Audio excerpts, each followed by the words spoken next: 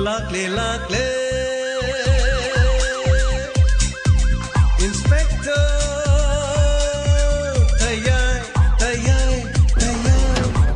Ahan mamaktada Inspector Tayay tabiri basimu James Saigur jamna taram lok sabolo na ko nona kurumjari Inspector Tayay khwaidigi sangba solo drama loinena crime di yumpham oiba nungsi nungol imung manu thogdok wathok thogalom laishu punamak yauraba paring amai ngasigi tangkakta lising amaga chamgaga yangkai taruk shuba tangkak loinena chathajarliba tangkak asigina anobada poloida tara taruk shuba saru chathajarliba tangkak asengambagi mathang chathajarakpa tangkak aduna mamangi tangkak adona tabike rahulda photo thajalakrabu matungda amuk sakhangdaba nupa aduna thoinuda amuk photo amuk thajalaki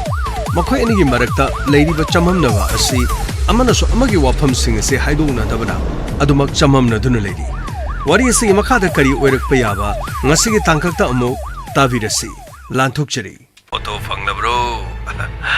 photo ubiram lagani photo urabani no jikte aina haibadu thajabiram lagani nangna pamle bisi karina nangne ngondo ningli bisi asingba karino amuk hayu ozarawol dagi karima ta pamba leiti ai sel su pamdi ai gidi sumna dagi jackson na nabagidama nangonda khanghanna nabagidama amadi nangi imong tawriba sanariba kumai lila singado madu mayek sengna khangna nabagidama nangonda uthokpani mafhamasida na thazalliba photo side santosh mani nahaki lona tinariba nangi marob santosh aduga nahaki loinabi thoinuga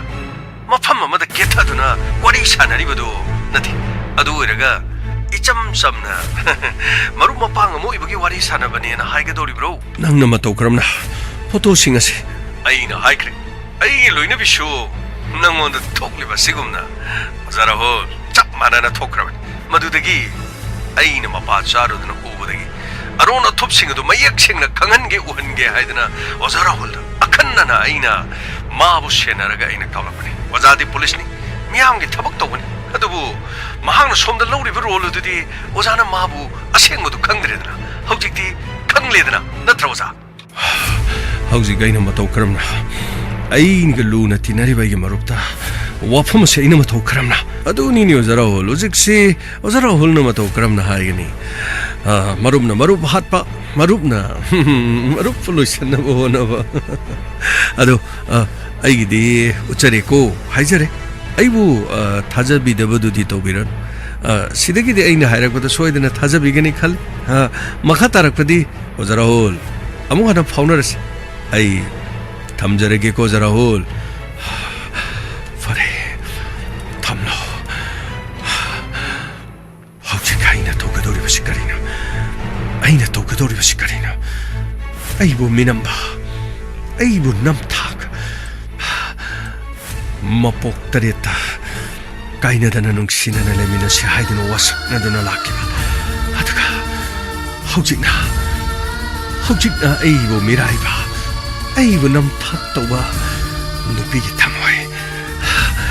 wafam se aina kanada haidolugani wafam sigidamak aina kanada tamlugani aiga loinariba aigi marupta so aina wafam se matau kana tamgani aduga ai khongthang kare ai isai tanta sijakiba isai tanta ai mahaki maning thungne na bagi damak isagi nongmai ne isagi kok ta kapchinna ai na sikiba adaka mahak na nungmai na leuba maduna faragata kanana toinu kare hello toinu kaino yumda la roidro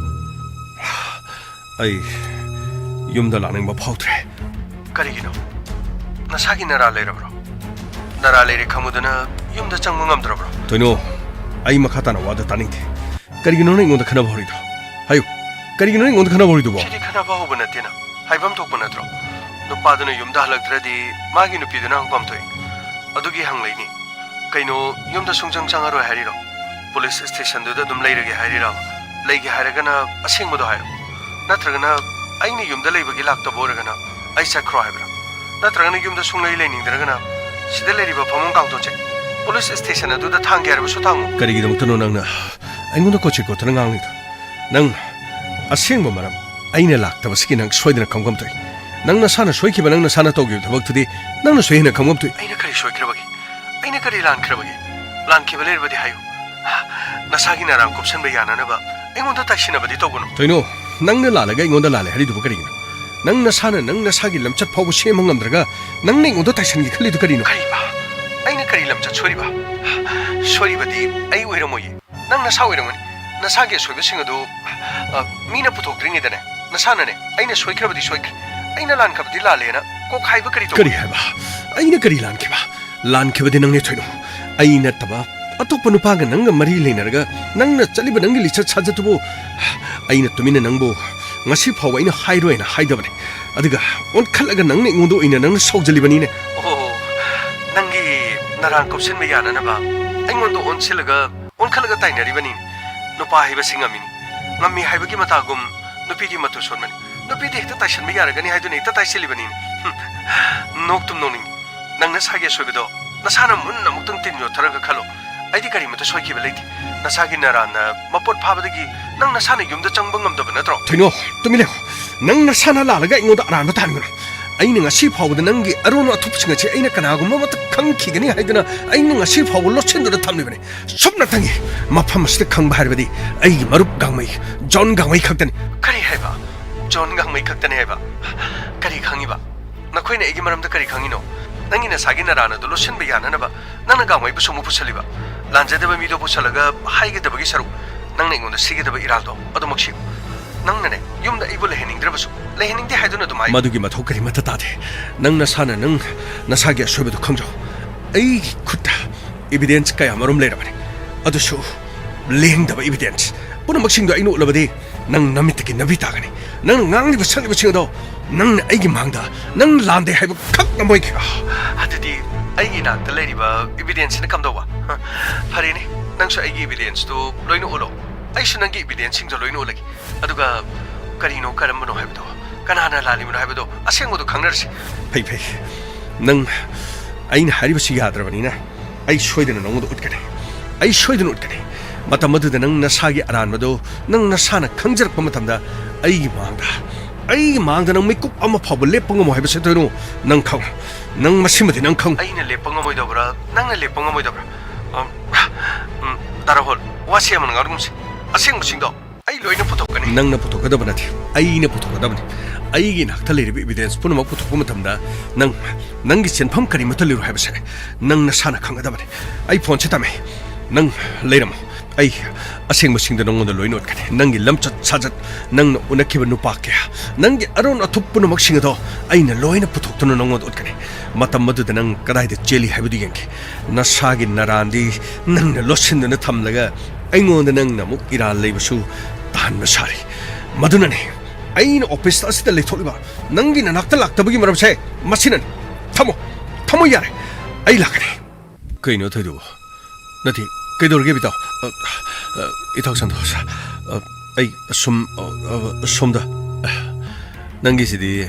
ꯑꯉꯛꯄ ꯑꯃꯗꯤ ꯑꯣꯏꯔꯦ ꯅꯠꯇꯦ ꯃꯄꯥꯟꯗꯁꯨ ꯂꯣꯏꯅ ꯇꯥꯔꯦ ꯊꯣꯏꯅꯣꯒꯔꯣ ꯅꯪ ꯈꯟꯅꯩꯗꯨꯕꯣ 이타오 ꯃꯁꯤ ꯑꯩꯒꯤ ꯂꯅꯥꯏꯒꯤ ꯑꯣꯏꯕ ꯋꯥꯐꯝ ꯑꯃ ꯍꯣꯏꯅꯦ ꯅꯪꯒꯤ ꯂꯅꯥꯏꯒꯤ ꯑꯣꯏꯕ ꯋꯥꯐꯝ ꯑꯃ ꯑꯣꯏꯔꯝꯒꯅꯤ ꯑꯗꯨꯕꯨ ꯃꯄꯥꯟꯗ ꯂꯣꯏꯅ ꯇꯥꯔꯦ ꯁꯥꯔꯅꯁꯨ ꯀꯅꯥꯒꯅꯣ ꯋꯥꯔꯤ ꯁꯥꯅꯩꯁꯤ ꯀꯔꯤꯒꯤꯅꯣ ꯍꯥꯏꯗꯨꯅ ꯍꯪꯍꯧꯔꯕ ꯃꯗꯨꯗ ꯅꯠꯇꯦ ꯒꯥꯡꯃꯩ ꯀꯧꯁꯜꯂꯒ ꯀꯔꯤ ꯇꯧꯅꯕ ꯌꯥꯎꯔꯦ ꯍꯥꯏꯗꯨꯅ ꯍꯧꯖꯤꯛꯇ ꯍꯪꯍꯧꯔꯕ ꯀꯔꯤꯒꯤꯅꯣ ꯅꯪꯅ ꯀꯣꯏꯂꯥꯎ ꯂꯥꯎꯔꯤꯗꯨꯕꯣ ꯑꯗꯨꯒ ꯑꯩ ꯎꯕꯗ ꯅꯪꯅ ꯍꯩꯅꯤꯡꯗ꯭ꯔꯤꯗꯨꯅ ꯀꯔꯤ ꯅꯪꯒꯤꯁꯦ ꯊꯣꯏꯅꯨꯒ ꯁꯥꯎꯅꯔꯤꯕ ꯍꯥꯏꯕꯗꯨꯔꯣ ꯁꯤꯅ ꯀꯔꯤ 그리 아이가 토이누가 포토시기로 너는 사오네자 아이 와마이게도 이타오 산토스 이야리 와퍼모도 이야리 아이 너는 그림에 다 하이키블리 이타오도 있는 그림도 와로보슬리 노노노 라홀 난게게 살롬도 사미나 마퍼모시데 타복도미나 아이코이 폴리스 디파트먼트 ꯊꯕꯛ ꯇꯧꯔꯤꯕ ꯑꯁꯦꯡꯕ ꯆꯨꯝꯕꯗꯨꯗꯤ ꯀꯔꯤꯅꯣ ꯍꯥꯏꯕꯗꯨꯗꯤ ꯈꯪꯕ ꯐꯩ ꯍꯤꯔꯝ ꯑꯁꯤꯗ ꯅꯪꯅ ꯑꯩꯉꯣꯟꯗ ꯋꯥꯔꯧꯕ ꯂꯩꯔꯒꯗꯤ ꯑꯩ ꯐꯣꯇꯣꯁꯤꯒꯤ ꯃꯇꯥꯡꯗ ꯑꯩ ꯈꯪꯗꯦ ꯐꯣꯇꯣꯁꯤ ꯇꯁꯦꯡꯅ ꯍꯥꯏꯔꯒꯗꯤ ꯑꯩꯒ ꯊꯣꯏꯅꯨꯒ ꯎꯅꯈꯤꯕꯩ ꯑꯣ ꯏꯇꯥꯎ ꯊꯣꯏꯅꯨꯒ ꯅꯪꯒ ꯎꯅꯕꯗ ꯑꯩ ꯀꯔꯤꯃꯠꯇ ꯑꯩ ꯁꯥꯎꯕ ꯂꯩꯇꯦ ꯁꯥꯎꯕꯗꯤ ꯂꯩꯔꯝꯃꯣ ꯑꯗꯨꯕꯨ ꯏꯇꯥꯎ ꯅꯈꯣꯏꯅ ꯁꯥꯟꯅꯔꯤꯕ ꯋꯥꯔꯤꯗꯨꯗ ꯀꯔꯤꯒꯨꯝꯕ ꯑꯔꯣꯟ ꯑꯊꯨꯞꯀꯤ ꯋꯥꯔꯤ ꯑꯃ ꯄꯜꯂꯦ ꯍꯨꯠ ꯂꯩꯊꯣꯔꯛꯄꯗ ꯑꯩꯒꯤ ꯐꯣꯇꯣꯁꯤ ꯂꯩꯔꯝꯃꯒꯗꯤ ꯑꯩꯒꯤ ꯐꯣꯇꯣꯁꯤꯒ ꯃꯔꯤ ꯂꯩꯅꯕꯗꯤ ꯑꯣꯏꯔꯝꯗꯧ ꯃꯥꯜꯂꯦ ꯍꯥꯏꯖꯔꯤꯕ ꯏꯇꯥꯎ ꯑꯩ ꯏꯇꯥꯎꯗ ꯃꯗꯨꯒꯤ ꯃꯇꯥꯡꯗ ꯀꯔꯤꯃꯠꯇ ꯍꯥꯏꯈꯤꯕ ꯂꯩꯇꯦ ꯏꯇꯥꯎꯗ ꯑꯩꯅ ꯋꯥꯔꯧꯕꯁꯨ ꯀꯔꯤꯝꯇ ꯂꯩꯇꯦ ꯏꯇꯥꯎ ꯔꯥꯍꯨꯜ ꯅꯪꯅ ꯋꯥꯔꯧꯒꯦ ꯍꯥꯏꯔꯕꯁꯨ ꯃꯄꯨꯡ ꯐꯥꯅꯅꯦ ꯑꯁꯦꯡꯕꯁꯤ ꯀꯔꯤꯅꯣ ꯍꯥꯏꯕꯗꯨꯗꯤ ꯈꯜꯂꯒ ꯑꯃꯨꯛꯇꯪ ꯋꯥꯔꯤꯁꯤ ꯇꯥꯕ ꯏꯇꯥꯎ ꯑꯩ ꯃꯗꯨ ꯇꯥꯕꯒꯤ ꯃꯊꯧ ꯇꯥꯗꯦ ꯀꯔꯤꯅꯣ ꯔꯥꯍꯨꯜ ꯀꯣꯏꯂꯥꯎ ꯂꯥꯎꯔꯤꯗꯨ ꯀꯔꯤꯒꯤꯅꯣ ꯁꯔ ꯅꯠꯇꯦ ꯀꯔꯤ ꯇꯧꯕ ꯌꯥꯎꯅꯔꯒꯦ ꯑꯩꯈꯣꯏ ꯇꯥꯕ ꯌꯥꯗꯕ꯭ꯔꯥ ꯑꯗꯨꯒ ꯒꯥꯡꯃꯩꯅꯗꯤ ꯑꯩꯉꯣꯟꯗ ꯈꯔꯗꯤ ꯍꯥꯏꯔꯦ ꯒꯥꯡꯃꯩꯁꯨ ꯋꯥꯁꯦ ꯈꯔ ꯂꯣꯜꯂꯤ ꯒꯥꯡꯃꯩ ꯁꯔ ꯑꯇꯩꯕꯨꯗꯤ ꯀꯔꯤꯁꯨ ꯀꯔꯤ ꯍꯥꯏꯒꯗꯕꯅꯣ ꯈꯪꯗ꯭ꯔꯦ ꯁꯔ ꯔꯥꯍꯨꯜꯅ ꯍꯥꯏꯖꯔꯁꯅꯨꯗ ꯁꯔ ꯍꯥꯏꯌꯨꯅꯦ ꯔꯥꯍꯨꯜ ꯀꯔꯤ ꯇꯧꯔꯒꯦ ꯅꯪꯅ ꯂꯥꯎꯔꯤꯗꯨꯅ ꯀꯔꯤꯒꯤꯅꯣ ꯁꯟꯇꯣꯁ ꯁꯔ ꯀꯩꯅꯣꯗ ꯄꯥꯏꯗꯨꯅ ꯄꯤꯔꯛꯎꯅꯦ ꯁꯔ ꯑꯦ ꯁꯤ ꯀꯩꯅꯣ ꯐꯣꯇꯣ ꯑꯆꯧ ꯑꯆꯧꯕꯁꯤꯗꯤ ꯑꯦ ꯁꯟꯇꯣꯁ ꯅꯪꯒ ꯁꯤ ꯊꯣꯏꯅꯨ ꯅꯠꯇ꯭ꯔꯅꯦ ꯃꯥꯅꯦ ꯁꯔ ꯑꯣ ꯊꯣꯏꯅꯨꯒ ꯅꯪꯒꯗꯤ ꯀꯗꯥꯏꯗꯅꯣ ꯎꯅꯔꯤꯁꯤꯅ ꯀꯩꯊꯦꯜꯗꯔꯣ ꯁꯤꯕꯣ ꯀꯩꯊꯦꯜ ꯃꯥꯜꯂꯤꯅ ꯃꯥꯅꯦ ꯁꯔ ꯑꯗꯨꯒ ꯀꯩꯅꯣ ꯒꯥꯔꯗꯦꯟꯂꯣ ꯀꯩꯅꯣ ꯂꯩꯁꯤꯕꯣ ꯁꯔ ꯁꯣꯔꯣꯛ ꯀꯩꯊꯦꯜ ꯃꯌꯥꯒꯤ ꯂꯩꯕ ꯒꯥꯔꯗꯦꯟ ꯃꯆꯥꯗꯣ ꯑꯗꯨꯒꯤ ꯃꯅꯥꯛꯇꯅꯤ ꯀꯔꯤꯅꯣ ꯐꯣꯇꯣꯁꯤꯒꯤꯔꯣ ꯃꯈꯣꯏ ꯎꯅꯔꯤꯁꯤꯕꯣ ꯁꯔ ꯐꯣꯇꯣꯁꯤꯒꯤꯔ ꯍꯥꯏꯕꯁꯨ ꯈꯪꯗꯦ ꯑꯇꯣꯞꯄ ꯋꯥꯐꯝ ꯀꯔꯤ ꯂꯩꯒꯦ ꯍꯥꯏꯕꯁꯨ ꯈꯪꯗꯦ ꯔꯥꯍꯨꯜꯅꯁꯨ ꯂꯣꯜꯂꯤ ꯑꯗꯨꯒ ꯒꯥꯡꯃꯩꯅꯁꯨ ꯋꯥꯐꯝ ꯑꯁꯤ ꯂꯣꯜꯂꯤ ꯒꯥꯡꯃꯩꯁꯨ ꯋꯥꯐꯝꯗꯤ ꯈꯪꯕ ꯃꯥꯜꯂꯤ ꯑꯁ ꯏꯇꯥꯎ ꯑꯩꯗꯤ ꯈꯪꯗꯤ ꯈꯔꯒ ꯈꯪꯕꯗꯤ ꯑꯣꯏꯕ ꯑꯗ ꯋꯥꯔꯤꯁꯦ ꯍꯥꯏꯗꯣꯛꯄꯤꯒꯅꯣ ꯍꯥꯏꯕꯗꯨꯗ ꯁꯔ ꯑꯩꯅ ꯍꯥꯏꯐꯝ ꯈꯪꯗꯗꯅ ꯁꯨꯝ ꯂꯩꯖꯕꯅꯤꯗ ꯁꯔ ꯍꯥꯏꯕꯒꯤ ꯍꯥꯏꯕ ꯑꯗꯨꯝ ꯔꯥꯍꯨꯜꯅ ꯑꯗꯨꯝ ꯍꯥꯏꯖꯔꯁꯅꯨꯗ ꯁꯔ ꯑꯩꯁꯨ ꯃꯥꯅ ꯀꯣꯏꯂꯥꯎ ꯂꯥꯎꯕꯗꯨꯗ ꯂꯥꯎꯔꯤꯁꯤ ꯀꯔꯤꯅꯣꯅ ꯃꯌꯥꯝ ꯇꯥꯅꯕ ꯀꯧꯗꯅ ꯇꯥꯍꯟꯖꯔꯦ ꯁꯤꯗꯒꯤ ꯍꯦꯟꯕꯗꯤ ꯑꯩꯗꯤ ꯑꯇꯩꯗꯤ ꯀꯔꯤꯁꯨ ꯂꯩꯖꯗ꯭ꯔꯦ ꯍꯥꯏꯕ ꯇꯥꯔꯦ ꯁꯔ ꯀꯔꯤꯅꯣ ꯅꯣꯏꯅ ꯇꯧꯔꯤꯁꯤꯕꯣ ꯁꯟꯇꯣꯁ ꯔꯥꯍꯨꯜ ꯒꯥꯡꯃꯩ ꯁꯔ ꯅꯈꯣꯏ ꯑꯩꯅ ꯍꯪꯂꯤꯕꯁꯤꯒꯤ ꯄꯥꯎꯈꯨꯝ ꯄꯤꯔꯔꯣꯏꯗ꯭ꯔꯣ ꯁꯔ ꯑꯩꯕꯨꯗꯤ ꯄꯤꯗꯤ ꯌꯥꯝ ꯄꯤꯖꯅꯤꯡꯉꯦ ꯁꯔ ꯑꯗꯣ ꯀꯃꯥꯏꯅ ꯍꯥꯏꯒꯗꯕꯅꯣ ꯈꯪꯗ꯭ꯔꯦ ꯁꯔ ꯁꯨꯃꯥꯏꯅ ꯇꯧꯕꯅꯤꯗ ꯃꯈꯣꯏꯒꯤꯁꯦ ꯁꯨꯃꯥꯏꯅ ꯐꯣꯇꯣꯁꯦ ꯃꯁꯛ ꯈꯪꯗꯕ ꯈꯔꯅ ꯄꯪꯊꯥꯗ ꯊꯥꯖꯤꯜꯂꯛꯄ ꯊꯥꯖꯤꯜꯂꯛꯏꯕ ꯐꯣꯇꯣꯁꯤꯡꯁꯤꯗ ꯁꯔ ꯏꯇꯥꯎ ꯀꯩꯅꯣꯒꯤ ꯔꯥꯍꯨꯜꯒꯤ ꯃꯥꯒꯤ ꯂꯣꯏꯅꯕꯤꯗꯣ ꯀꯔꯤꯅꯣ ꯅꯨꯄꯥ ꯃꯁꯛ ꯈꯪꯗꯕ ꯈꯔꯒꯁꯨ ꯐꯣꯇꯣꯁꯦ ꯄꯪꯀꯥꯞꯇ ꯀꯥꯞꯄ ꯊꯥꯔꯛꯄ ꯑꯗꯨ ꯀꯔꯤꯅꯣ ꯁꯤꯗꯩꯗ ꯑꯃꯨꯛ ꯐꯣꯇꯣꯁꯦ ꯑꯃꯨꯛ ꯂꯩꯔꯝꯃꯤꯁꯤꯅꯤꯗ ꯇꯧꯔꯤꯁꯦ ꯁꯤ ꯑꯃꯨꯛ ꯈꯪꯗ꯭ꯔꯦꯅꯦ ꯀꯔꯤ ꯍꯥꯏꯒꯗꯕꯅꯣ ꯈꯪꯗ꯭ꯔꯦ ꯔꯥꯍꯨꯜ ꯁꯔ ꯑꯁꯦꯡꯕ ꯋꯥꯐꯝꯁꯤ ꯁꯔ ꯑꯩꯉꯣꯟꯗ ꯃꯁꯛ ꯈꯪꯗꯕ ꯅꯨꯄꯥ ꯑꯃ ꯈꯪꯅ ꯑꯩꯉꯣꯟꯗ ꯀꯣꯜ ꯇꯧꯔꯛꯈꯤ ꯀꯔꯤ ꯃꯁꯛ ꯈꯪꯗꯕ ꯅꯨꯄꯥ ꯀꯅꯥ ꯁꯔ ꯑꯩ ꯑꯃꯨꯛ ꯐꯥꯎꯕ ꯃꯥꯒ ꯎꯅꯗ꯭ꯔꯤ ꯑꯣ ꯀꯔꯤ ꯇꯧꯔꯕ ꯁꯔ ꯃꯥꯅ ꯍꯥꯏꯔꯛꯄꯒꯤ ꯃꯇꯨꯡ ꯏꯟꯅ ꯑꯩꯒꯤ ꯂꯣꯏꯅꯕꯤ ꯊꯣꯏꯅꯨ ꯃꯁꯛꯈꯪꯗꯕ ꯅꯨꯄꯥ ꯈꯔꯒ ꯑꯔꯣꯟꯕ ꯂꯤꯆꯠ ꯆꯠꯂꯦ ꯍꯥꯏꯕꯒꯤ ꯋꯥꯐꯝ ꯑꯩꯉꯣꯟꯗ ꯍꯧꯗꯣꯔꯛꯈꯤ ꯀꯔꯤ ꯇꯧꯔꯕ ꯑꯗꯨꯒ ꯁꯔ ꯄꯣꯁ ꯑꯣꯐꯤꯁꯇ ꯑꯦꯗ꯭ꯔꯦꯁ ꯌꯥꯎꯗꯅ ꯑꯩꯉꯣꯟꯗ ꯊꯣꯏꯅꯨꯒ ꯅꯨꯄꯥ ꯑꯃꯒ ꯋꯥꯔꯤ ꯁꯥꯟꯅꯕꯒꯤ ꯐꯣꯇꯣ ꯀꯥꯞꯄꯒ ꯊꯥꯖꯤꯜꯂꯛꯈꯤ ꯐꯣꯇꯣ ꯀꯌꯥ ꯁꯔ ꯐꯣꯇꯣꯗꯤ ꯐꯅꯌꯥꯝ ꯌꯥꯝꯃꯤ ꯐꯣꯇꯣꯗꯨꯗ ꯊꯣꯏꯅꯨꯁꯨ ꯐꯤꯖꯣꯜ ꯍꯣꯡ ꯍꯥꯏꯕꯗꯤ ꯑꯇꯣꯞꯄ ꯅꯨꯃꯤꯠ ꯑꯃꯗ ꯀꯥꯞꯄ ꯑꯗꯨꯒ ꯅꯨꯄꯥ ꯑꯃꯗꯨꯁꯨ ꯃꯥꯁꯨ ꯐꯤꯖꯣꯜ ꯍꯣꯡ ꯃꯗꯨꯅ ꯇꯥꯛꯄꯗꯤ ꯇꯣꯉꯥꯟ ꯇꯣꯉꯥꯟꯕ ꯅꯨꯃꯤꯠꯁꯤꯡꯗ ꯎꯅꯩ ꯍꯥꯏꯕꯒꯤ ꯐꯣꯇꯣꯗꯨꯗ ꯃꯌꯦꯛ ꯁꯦꯡꯅ ꯎꯠꯂꯤ ꯀꯩꯗꯧꯔꯕ ꯑꯗꯨꯒ ꯁꯔ ꯑꯃꯨꯛꯁꯨ ꯀꯩꯊꯦꯜꯗ ꯑꯩꯕꯨ ꯀꯧꯔꯒ ꯑꯩꯉꯣꯟꯗ ꯅꯨꯄꯤ ꯑꯃꯅ ꯐꯣꯇꯣꯗꯨ ꯑꯩꯉꯣꯟꯗ ꯑꯃꯨꯛ ꯄꯤꯔꯛꯈꯤ ꯃꯗꯨꯒꯤ ꯃꯇꯨꯡꯗꯒꯤ ꯐꯣꯇꯣꯗꯨꯁꯨ ꯑꯩꯅ ꯌꯦꯡꯕ ꯃꯇꯝꯗ ꯅꯨꯄꯥ ꯑꯃꯒ ꯋꯥꯔꯤ ꯁꯥꯟꯅꯈꯤꯕ ꯐꯣꯇꯣꯗꯨ ꯑꯣꯏꯔꯝꯃꯤ ꯑꯗꯨꯒ ꯁꯔ ꯉꯁꯤ ꯅꯨꯃꯤꯠ ꯅꯤꯅꯤꯃꯨꯛ ꯂꯩꯔꯒ ꯑꯃꯨꯛ ꯄꯨꯂꯤꯁ ꯁ꯭ꯇꯦꯁꯟꯁꯤꯗ ꯑꯩꯅ ꯃꯐꯝꯁꯤꯗ ꯂꯩꯔꯤꯉꯩꯗ ꯑꯃꯨꯛ ꯄꯤꯁꯛꯅ ꯐꯣꯇꯣ ꯄꯣꯁꯇ ꯊꯥꯔꯛꯑꯦ ꯍꯥꯏꯕꯗꯒꯤ ꯊꯣꯛꯂꯨꯕꯅꯤ ꯑꯗꯨꯒ ꯐꯣꯇꯣꯁꯦ ꯍꯥꯡꯇꯣꯛꯂꯒ ꯌꯦꯡꯂꯨꯕꯗꯤ ꯏꯇꯥꯎ ꯁꯟꯇꯣꯁꯀ ꯑꯃꯨꯛ ꯑꯩꯒꯤ ꯂꯣꯏꯅꯕꯤꯒ ꯐꯣꯇꯣ ꯀꯥꯞꯄꯒ ꯁꯤꯗꯩꯗ ꯑꯃꯨꯛ ꯁꯔ ꯊꯥꯖꯤꯜꯂꯤꯕꯁꯤꯅꯤ ꯁꯔ ꯑꯣ ꯐꯣꯇꯣꯗꯣ ꯃꯁꯛ ꯈꯪꯗꯕ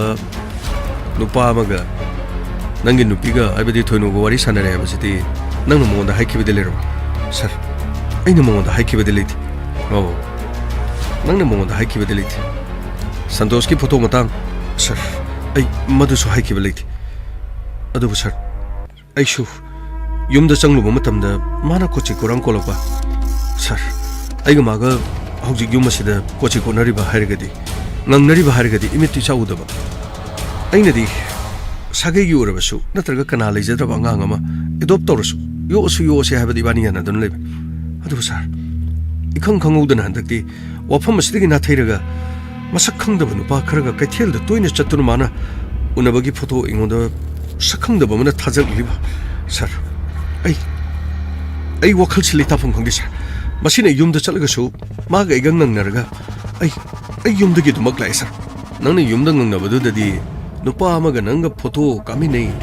वफम सि नंगना मंगोंदा हुदोब्रो sir I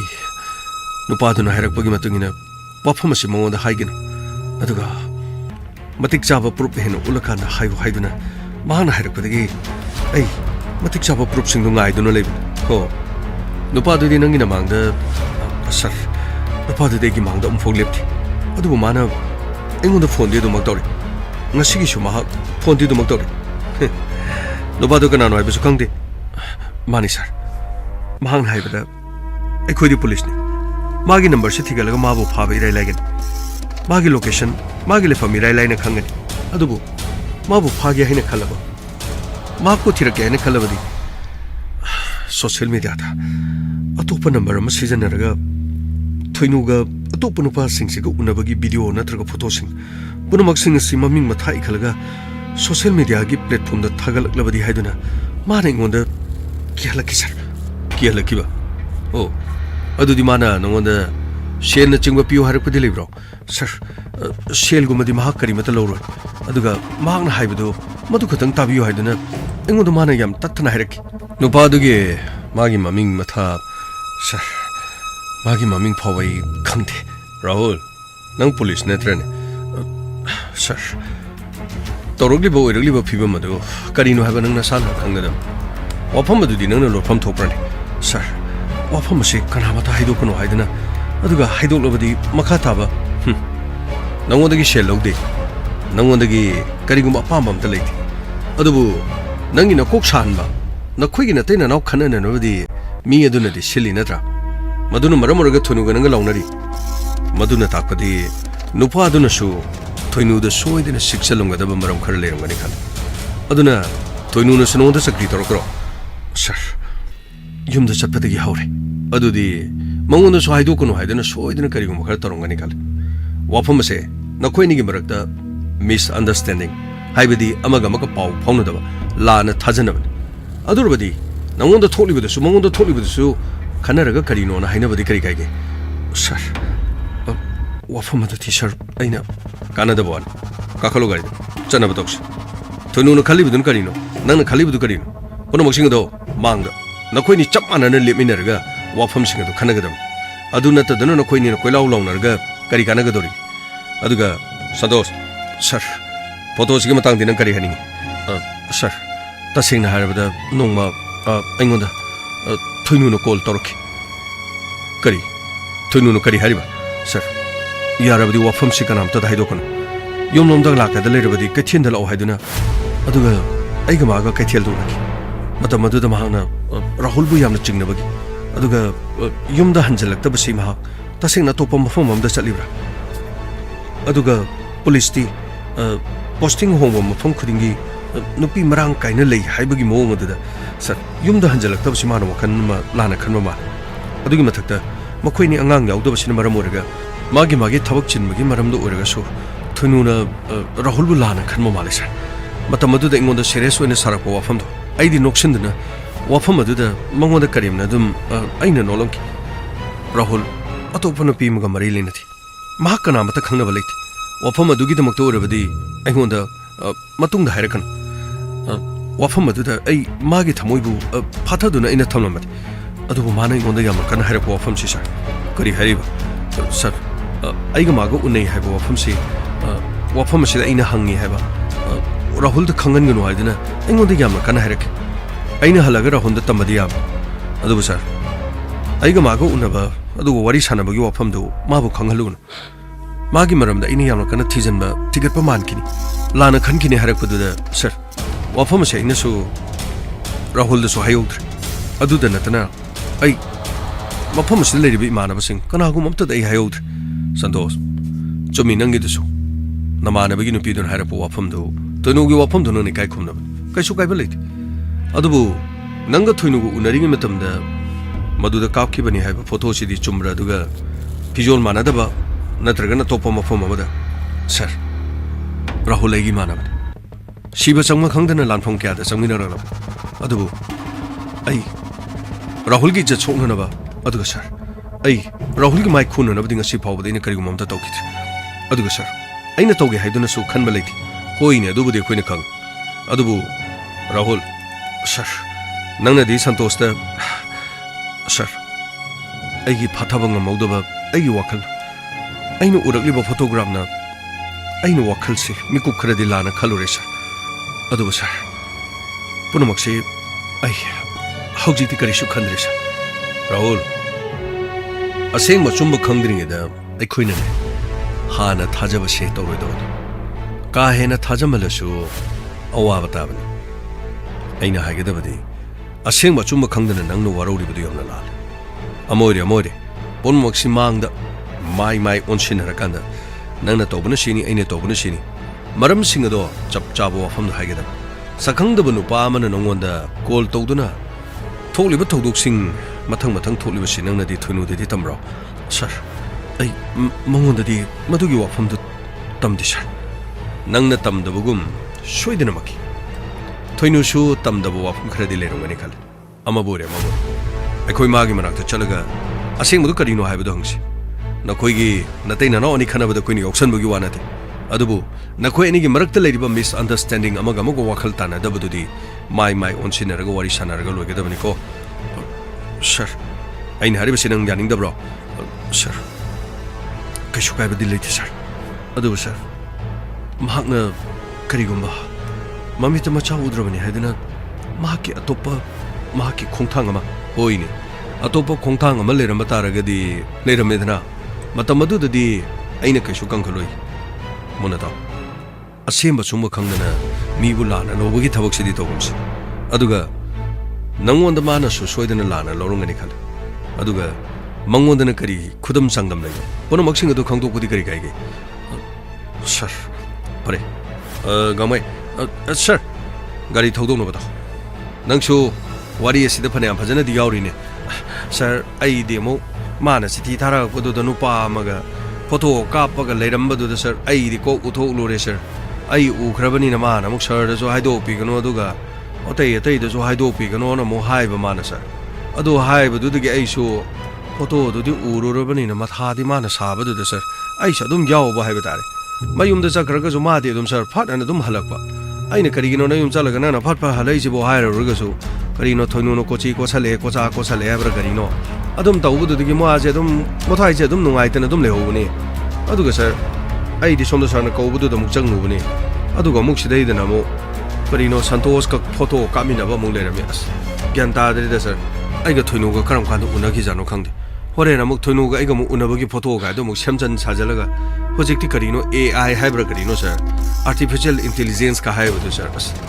I Raholo the Gachat for the Moy, the Sing Takuta glass Kaputoroga. No Pekata would do photo to Capsalaga Tazalagamo. Aiga mu unera mi guy no Mukandamos, Kangdamo. Itaura Holnamu Lana logo do Raisu Kangdid. Hosikimatam Siam Luro Matam. Me amagi photo. Sungling ling the potodo, Lenghan Bayaba Matamamoram. Me amane chumchum. Nupi amana Mahaki chumchum, photo Makak Tagat Pamatamna. Nupi edugi Mamai Lorga, Nate Sada photo Kayamarum Shemba. Madukaktanati, Nupi edugi Machil Lengan no Wa Fawang Yaraba Matamaman. Housing artificial intelligence. Mio even a Togoda Tabak Kudimak, artificial intelligence na Kudum Chanchilak. Officer Toriba Tabak Kayamarum Singase, Migim Hutchinduna artificial intelligence na Tabak Tobihinkalak. Office Kayada, Mean Suruma Tabak Kayado, AI, artificial intelligence na Loinama Sarugakala. Tasing Harbadi, artificial intelligence, Mio even a shaman. Madu the Nati, Ana Laingba, Aduga, Tongatonga Aruba Tabakamarum so artificial intelligence na Irailina Toxilagliban. Sina, Mangjaba Tungjaba Kayamarum Tirakumatamda, Mioiba Tokidaba Tabakea the Sumana Toxilako. Aduga, Mioiba Duna, Aran Kontang Tanki Dabada, Tanki Haiduna video Natro photo, Shemagalaxelapuna, Malem Danga City Mioiba Punamana Interneta, Angova Haibu Oshilal. Tokidaba Todo Omagi Semjin Sajan, video Amada, Mioi Milen Kia Yang Silak. Aduga, asing ba thokpa thokdo aduduna yengbagi mahutta mini yengningnaba mi bu puning singsinaba thabak kaya marum taro nakhoi wari sidi artificial intelligence khaktanatri phattaba mi aduga ꯊꯕꯛ ꯑꯁꯤꯗ ꯂꯧ ꯇꯧꯕ ꯃꯤꯁꯨ ꯌꯥꯎꯔꯤ anyway ꯑꯃꯣꯏꯔꯦ ꯃꯇꯝ ꯃꯥꯡꯍꯟꯗꯅ ꯑꯩꯈꯣꯏ ꯆꯠꯅꯕ ꯇꯧꯁꯤ ꯑꯗꯨꯒ ꯁꯟꯇꯣꯁ ꯁꯔ ꯔꯥꯍꯨꯜ ꯁꯔ ꯅꯪ ꯅꯝꯕꯔ ꯑꯗꯨꯗꯤ ꯂꯩꯔꯤꯀꯣ ꯁꯔ ꯅꯝꯕꯔꯗꯨ ꯂꯩꯖꯔꯤ ꯁꯔ ꯅꯝꯕꯔꯗꯨ ꯅꯪꯅ ꯀꯣꯜ ꯇꯧꯔꯒꯗꯤ ꯌꯦꯡꯕ꯭ꯔꯣ ꯁꯔ ꯃꯥꯅ ꯍꯥꯏꯔꯛꯄꯒꯤ ꯃꯇꯨꯡ ꯏꯟꯅ ꯐꯣꯟꯗꯤ ꯇꯧꯔꯛꯀꯅꯨ ꯑꯗꯨꯒ ꯃꯍꯥꯛ ꯑꯗꯨꯝ ꯇꯧꯔꯛꯈꯤ ꯃꯥꯒꯤ ꯃꯔꯝꯗꯁꯨ ꯊꯤꯖꯤꯜꯂꯛꯀꯅꯨ ꯑꯩꯒꯤ ꯀꯥꯟꯅꯔꯕ ꯏꯟꯐꯣꯔꯃꯦꯁꯟ ꯀꯌꯥ ꯄꯤꯔꯛꯀꯦ ꯍꯥꯏꯗꯨꯅ ꯅꯪꯒꯤ ꯀꯥꯟꯅꯔꯕ ꯏꯟꯐꯣꯔꯃꯦꯁꯟ ꯀꯌꯥꯗꯨꯅ ꯅꯪꯒꯤ ꯏꯃꯨꯡ ꯃꯅꯨꯡꯒꯤ ꯃꯍꯤ ꯑꯣꯟꯗꯅ ꯏꯃꯨꯡ ꯀꯥꯏꯒꯗꯧꯔꯦ ꯅꯠꯇ꯭ꯔꯥ ꯃꯁꯤ ꯐꯥꯎꯕ ꯅꯪ ꯄꯦꯟꯗ꯭ꯔꯤꯕ꯭ꯔꯣ ꯁꯔ ꯀꯔꯤꯒꯤꯅꯣ ꯑꯗꯨ ꯌꯥꯝꯅ ꯄꯪꯂꯤꯕꯣ ꯁꯟꯇꯣꯁ ꯁꯔ ꯅꯝꯕꯔ ꯑꯁꯤ ꯁꯔꯚꯤꯂꯦꯟꯁ ꯊꯝꯃꯨ ꯂꯣꯀꯦꯁꯟ ꯀꯗꯥꯏꯗ ꯂꯩꯌꯣ ꯐꯣꯟꯗꯤ ꯇꯧꯁꯤꯜꯂꯨꯅꯨ ꯑꯩꯈꯣꯏ ꯆꯠꯅꯕ ꯇꯧꯁꯤ ꯁꯔ ꯒꯥꯔꯤ ꯊꯧꯖꯔꯒꯦ ꯁꯔ ꯆꯠꯂꯣꯅꯦ ꯒꯥꯔꯤ ꯊꯧꯔꯣꯅꯦ ꯑꯁ ꯈꯪꯗꯦꯗ ꯀꯔꯤ ꯍꯥꯏꯒꯗꯕꯅꯣ ꯈꯪꯗꯦꯗ ꯐꯣꯇꯣ ꯀꯥꯏꯁꯤꯅ ꯖꯥꯠ ꯖꯥꯠ ꯂꯩꯔꯝꯃꯤꯕ ꯑꯩꯕꯨ ꯊꯨꯅꯨꯒ ꯐꯣꯇꯣ ꯀꯥꯞꯄꯒꯤꯅꯤ ꯀꯥꯏꯅ ꯑꯃꯨꯛ ꯊꯥꯒꯠꯂꯛꯇꯅ ꯑꯃꯨꯛ ꯁꯦꯔꯥꯟ ꯇꯨꯔꯥꯟ ꯑꯃꯨꯛ ꯇꯧꯗꯅꯅꯦ ꯈꯪꯗꯦꯗ ꯀꯔꯤ ꯍꯥꯏꯒꯗꯕꯅꯣ ꯍꯧꯖꯤꯛ ꯃꯇꯝꯁꯤ ꯄꯨꯔꯥ ꯃꯑꯣꯡ ꯑꯃꯅꯤꯀꯣ ꯇꯧꯔꯤꯁꯦ ꯀꯃꯥꯏ ꯆꯠꯂꯣꯅꯦ ꯐꯅꯤ ꯁꯔ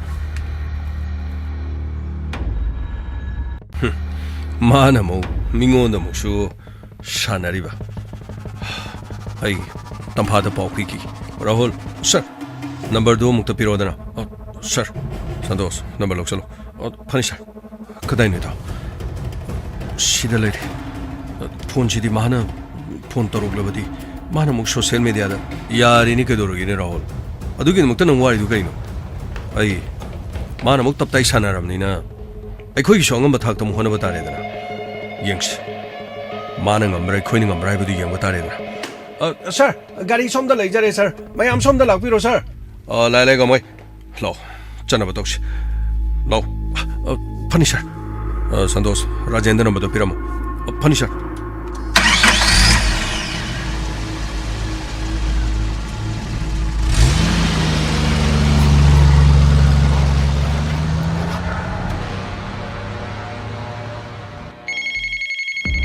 ꯄꯥꯏꯔꯛꯇꯦꯅꯦ ꯁꯤꯁꯨ ꯇꯧꯔꯤꯁꯦ 이태마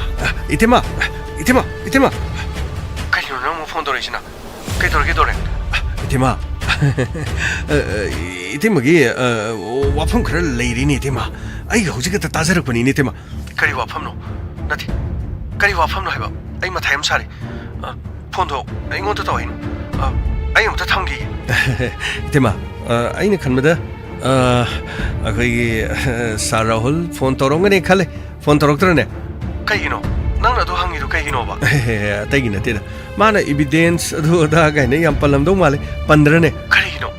낭나마도 그다이데기 강이노 봐 나티 까나나 농어도 뭐 하이렇게 봐 아스 이테마 지금 돈은 빵그래 나한테게 이나 로이나 징나보 와품징 이나 로이나 하이래 그럼막도 세 테마 문남도 타오 봐 아이 그티엔다 숨포 레이든 레이람네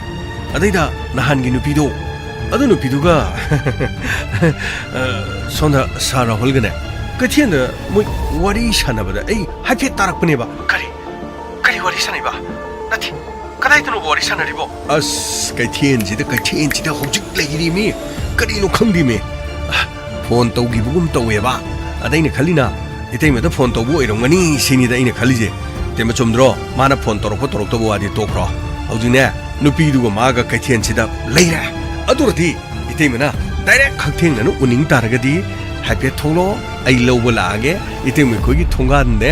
अदु पंगलाप लापतनने आई सात अदुम थोगजलगे इतेम युमदगे अदुम लोशलगा थोपो हरो आइना कथेंसदगी लापददी चप चानरने बेतेमा तंजासे चप चारगा मफम अदुद खुदांग पारगा हे नंग तोरसिकरिनो हाइदना किट नमगा फारदी इतेम नंग चुमुइद्रा इतेम नंग चुमुइद्रा थाइने अदा थाइने असेमरा नंग हाइसेदोरे हौजी अस मसकना तोपा फाजागजानी मसमगादो जुम लाउरगा अदुदी नंग फोना नत्रगा वीडियो कॉल तोरगा अमता थारोनेना अस अदु वीडियो कॉल तो कमाइन तोरुदेनो मी उनरिगे दैने नमसलुदी नंग कैगिनो हा नंग वीडियो नमिसि कैगिनो खोपाना पापाव थारदे पुलिस को ओइरे अमु बेरा ओइनी तेमा मी सटखिबना हानिदा कानरोइदे तेमा आइना हारिसनो ख्वाइ फनिदा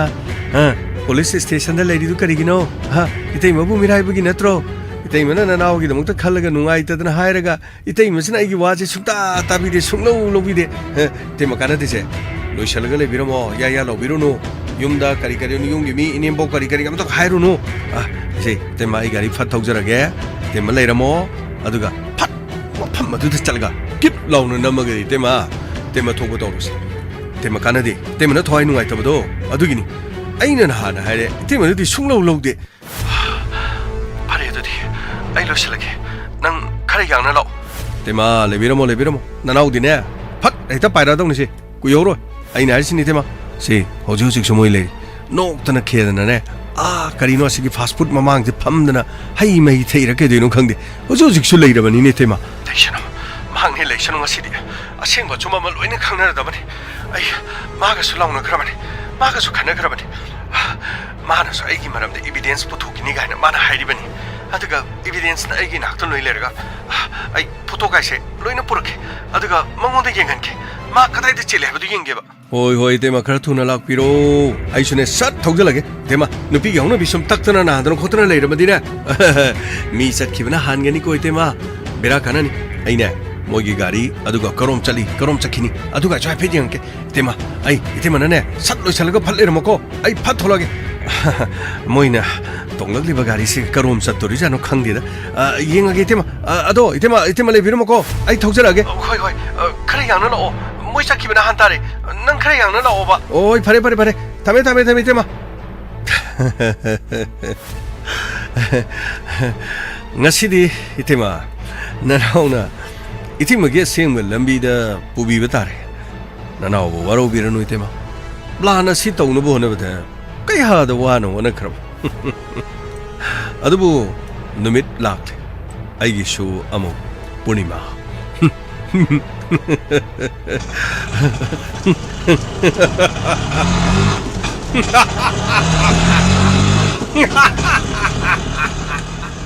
ꯑꯩꯈꯣꯏꯕꯨ ꯋꯥꯍꯟꯈꯤꯕ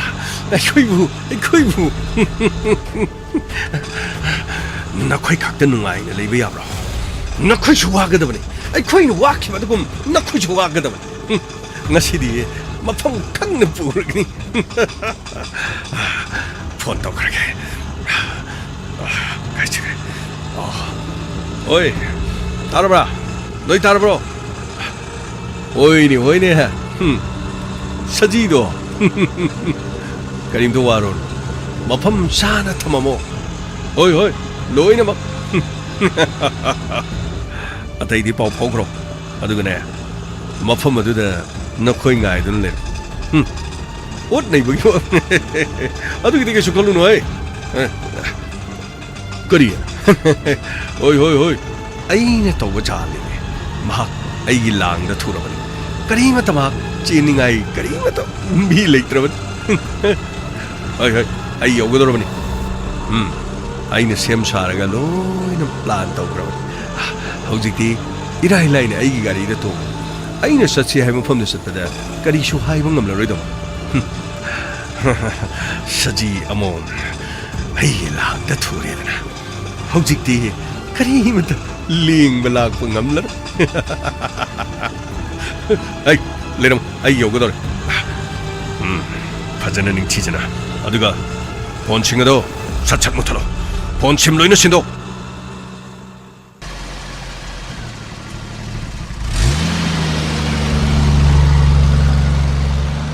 감옥 파니셔 러 꼼짝 러니 롤 파니셔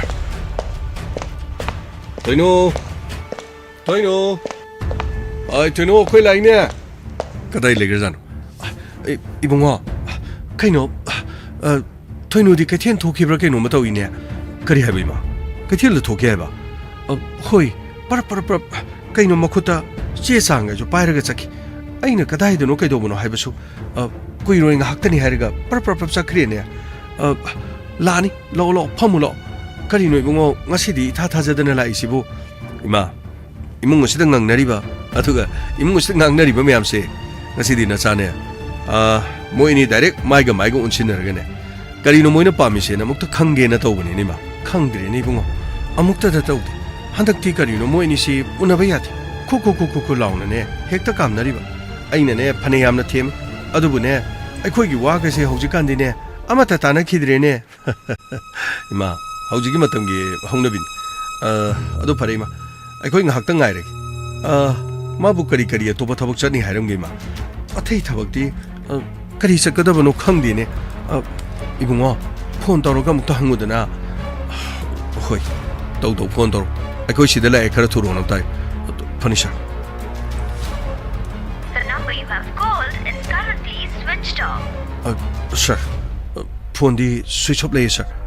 ꯀꯔꯤ ꯐꯣꯟ ꯁ꯭ꯋꯤꯆ ꯑꯣꯐ ꯂꯩ ꯍꯥꯏꯕ ꯀꯔꯤꯅꯣꯅꯦ ꯍꯥꯏꯔꯤꯁꯤꯕꯣ ꯑꯃꯨꯛ ꯐꯣꯇꯣꯗ ꯎꯔꯤꯕ ꯃꯌꯥꯝꯗꯨꯒ ꯑꯃꯨꯛ ꯁꯣꯝꯗꯅ ꯑꯃꯨꯛ ꯀꯔꯤꯅꯣ ꯂꯩꯔꯝꯗꯦ ꯐꯣꯟ ꯑꯃꯨꯛ ꯁ꯭ꯋꯤꯆ ꯑꯣꯐ ꯇꯧꯔꯦ ꯍꯥꯏꯔꯤꯁꯤꯅ ꯑꯃꯨꯛ ꯁꯣꯝꯗ ꯑꯩꯈꯣꯏ ꯂꯥꯛꯀꯅꯤ ꯍꯥꯏꯕꯗꯨꯗ ꯃꯉꯣꯟꯗ ꯄꯥꯎꯗꯤ ꯄꯤꯔꯨꯕꯗꯤ ꯂꯩꯇꯦꯁꯦ ꯑꯗꯨꯕꯨ ꯑꯃꯨꯛ ꯃꯥꯅ ꯁꯣꯝꯗ ꯐꯣꯇꯣ ꯀꯥꯞꯃꯤꯟꯅꯔꯤꯕ ꯅꯨꯄꯥꯁꯤꯡꯗꯨ ꯅꯪꯍꯧꯔꯔꯣꯏ ꯍꯥꯏꯗꯅ ꯑꯃꯨꯛ ꯎꯅꯕ ꯆꯠꯈ꯭ꯔꯒ ꯑꯃꯨꯛ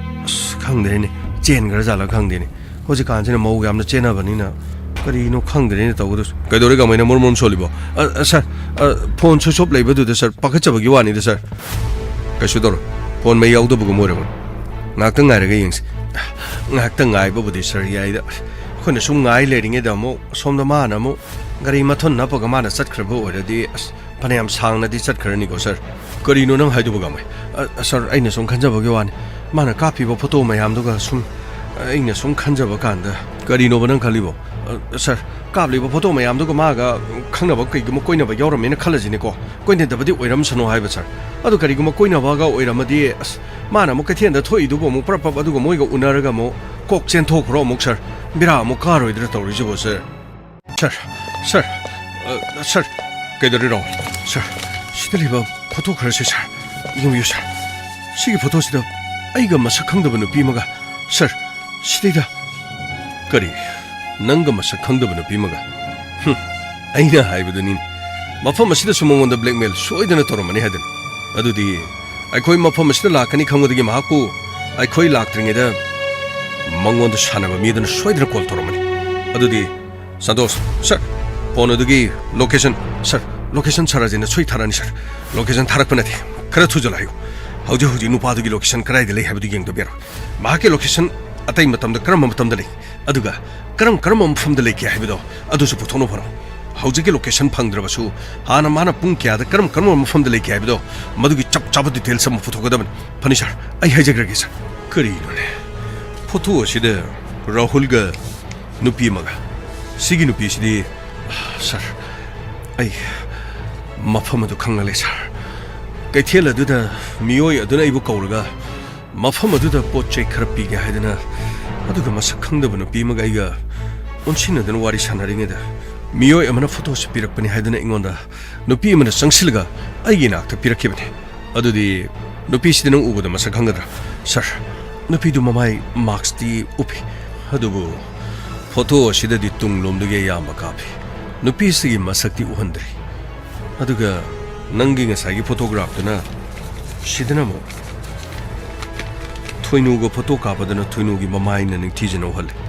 ꯅꯨꯄꯥꯁꯤꯒꯤ ꯃꯥꯏꯊꯣꯡꯅ ꯀꯥ ꯍꯦꯟꯅ ꯎꯍꯟꯗ꯭ꯔꯤ ꯃꯁꯤꯅ ꯇꯥꯛꯄꯗꯤ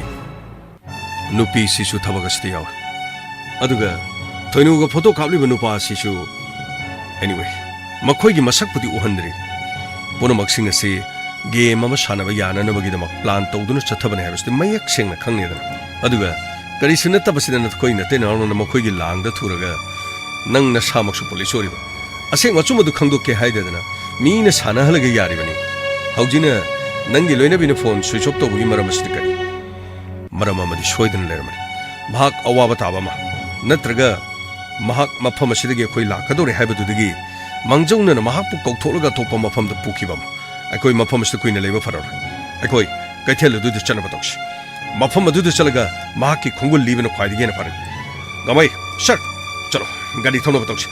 ꯐꯅꯤ ꯁꯥꯔ ꯂꯥꯛꯑꯣ ꯉꯥꯛꯁ ꯂꯥꯛꯑꯣ ꯆꯠꯅꯕ ꯇꯧꯁꯤ ꯂꯥꯛꯑꯣ ꯁꯥꯔ ꯃꯐꯝ ꯑꯗꯨꯗ ꯑꯃꯨꯛ ꯂꯩꯔꯝꯗ꯭ꯔꯕꯁꯨ ꯈꯣꯡꯒꯨꯜ ꯂꯤꯕ ꯇꯥꯔꯦꯗꯅ ꯃꯤꯑꯣꯏ ꯑꯗꯨꯒꯤ ꯃꯍꯥꯛꯀꯤ ꯍꯥꯟꯅ ꯂꯩꯈꯤꯕ ꯂꯣꯀꯦꯁꯟꯅꯆꯤꯡꯕ ꯃꯐꯝꯁꯤꯡ ꯑꯗꯨ ꯌꯦꯡꯕ ꯇꯥꯕꯅꯤ ꯆꯠꯁꯤ ꯉꯟꯁꯥ ꯀꯔꯤꯅꯣꯅꯦ ꯍꯧꯖꯤꯛ ꯍꯥꯏꯔꯤꯁꯤꯕꯣ ꯏꯃꯥ ꯉꯥꯛꯇꯪ ꯂꯩꯕꯤꯔꯝꯃꯨ ꯑꯩꯈꯣꯏ ꯀꯩꯊꯦꯜ ꯐꯥꯎꯕꯗ ꯑꯝꯇ ꯌꯦꯡꯖꯔꯨꯒꯦ ꯏꯃꯥ ꯑꯩꯈꯣꯏ ꯆꯠꯆꯔꯨꯒꯦ ꯏꯃꯥ ꯀꯔꯤꯅꯣꯅꯦ ꯇꯧꯔꯤꯁꯤꯕꯣ ꯃꯪꯂ ꯇꯥꯏꯕꯪꯂ ꯀꯔꯤꯅꯣ ꯑꯩꯕꯨ ꯋꯥꯈꯜꯒ ꯑꯃꯠꯇ ꯇꯥꯗ꯭ꯔꯦꯗ ꯇꯧꯔꯤꯕꯁꯤ ꯃꯥꯅ ꯀꯔꯤꯒꯤꯅꯣꯅꯦ ꯐꯣꯟ ꯁ꯭ꯋꯤꯆ ꯑꯣꯐ ꯂꯩ ꯍꯥꯏꯔꯤꯗꯨꯅ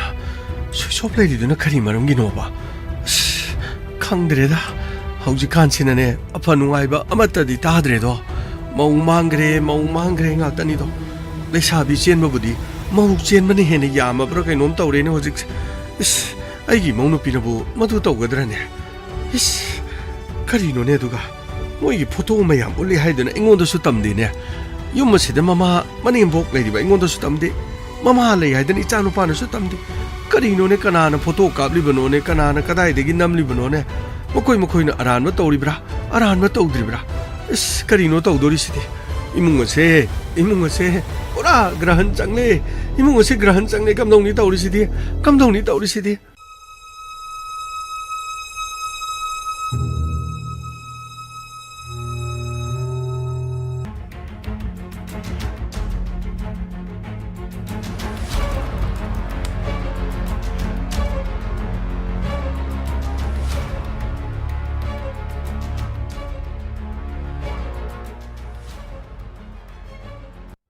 그다이드노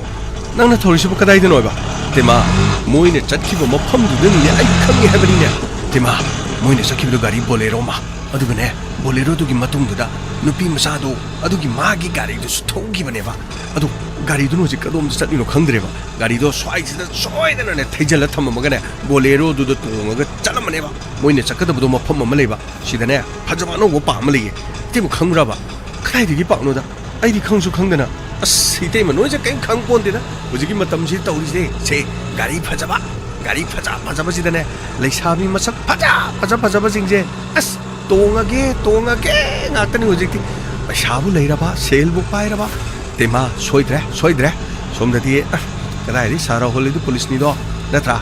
tolopu phajani yumdu pusaleibra ha tema pusaleibra ba tolopu de dum pusaleida as tema pangra poli dang ni kaim khangkuni police ki moi gina kan guch khar phangidana adu phangmuduna itai mudi de du pibrane kadai de ginoda moi de dugum thaba amata toba yaba nati sir inspector te gaina adu ma thaba amata toba yadi oi ni moi gi budi adu tor atmi ne pirama kholam loram gena ba kholam as gari sing gari lakpadi ka paisa adi u gari lakpadi ke lobo khorba kadai de ginoda moi de dugum amata toba nati सितेमी यौदोरसे कहीं खलोनोसे सिदेगी हुट लाइथोकबदने garden दो first योरने अदैदी first योबदैदी first अदैदी मफम जुदने kit अदुम फारा दौन अइने साइना इतेमना खंगना थोलोदी अदि इतेमजिना दम तौंगाले थोंगादा क्याम कुइ गाइले अइना कइनोने नंग लाकबगे नत्रने इनि चलिदो कदाइ देनु इतेम यो साइदो खाम लैरमने इतेमजि सुंलाक लाक्ते अदे सम गेंग लैरे आइ इतेमजि सुंलाक लाक्सलक्तदनाबा लोरे लोरे सिदेगी दि तुओसि गार्डन जि काखलनी गार्डन जिदनि से लैरमदोसि असिदे कदाइदनो सिदि गार्डन सो मत जुथादना अस तेम स्वाइजि चिंग मचिन्ने बसिदि सि गार्डन थारोय हुट लैथोरकदने सिदगिदि थाकना लैकाने सिदैदने फजखरजानि पुरा असिदैदा ग्रीन गार्डन गार्डन सि पुरा फजखरजानि पुरा असंगनि बेली गार्डन अस अंगपनिदा सि लैजे साकचाना भयाइदो अस अदुदा नते पार्टी तो भयाइ बर्थडे पार्टी बा अस मथांग एवरीथिंग लोइना पांगथोक याबजानिदा अस कइनोने माना सिगि मफम सिदगा करिनो माना तोय अस ai itema kai waro no se masi de seng budoloi khangto na dong ni kai kan do ne tema itema sona hani namita ngang u sona tri karang khangni tema ha taning de da ai adu wa ga do mat taning de da ai as itema na khoirang khu chau no du khangi se sidigi de ne hus lei thok da sidigi de che ai yor do ni se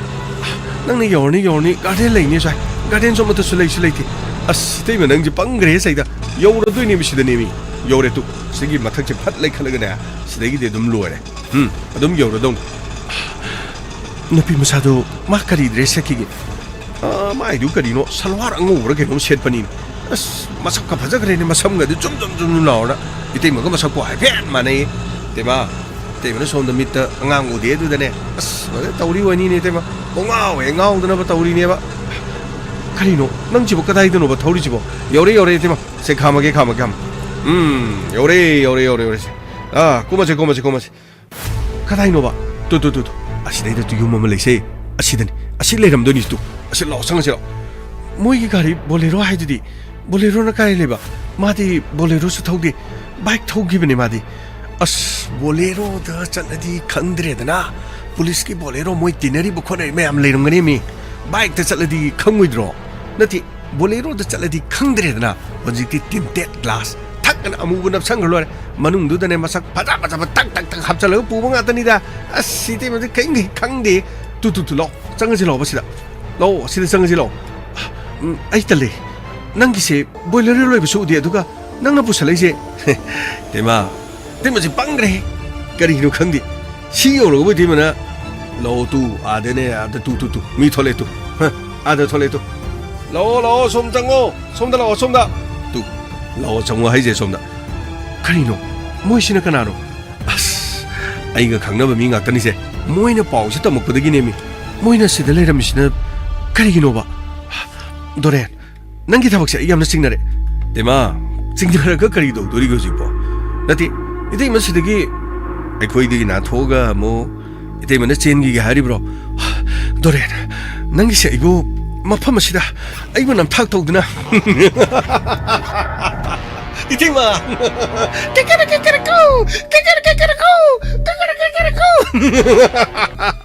kaino doren nangna torisi karino ba ayo nangna torisi karino ba idema saji amom langda thure wari sigi maka hayeng amuk tabirasi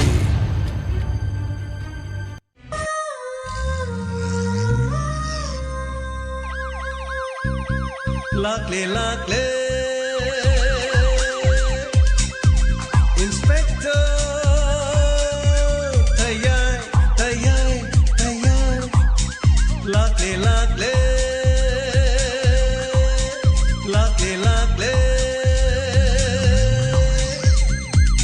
Inspector tayay uthana ba Kanbina ba Thank you sir Welcome Uthana ba Kanbina ba Inspector Tayay Lakle Inspector Tayay